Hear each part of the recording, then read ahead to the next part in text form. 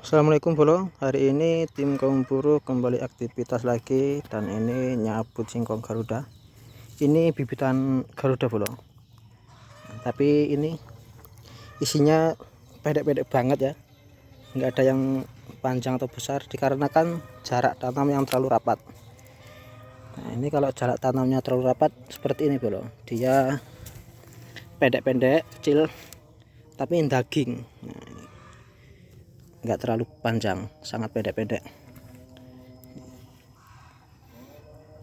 Ini merata pendek-pendek bro. Nah ini yang lain juga pendek-pendek. Nah ini juga pendek. Ini umur udah tua bro, udah 9 bulan lebih.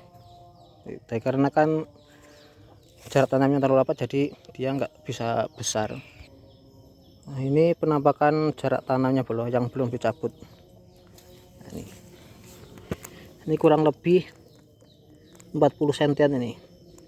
Nah cuma dua jengkal saya. Tangan saya kecil nih, kecilnya cuma 2 jengkal saya.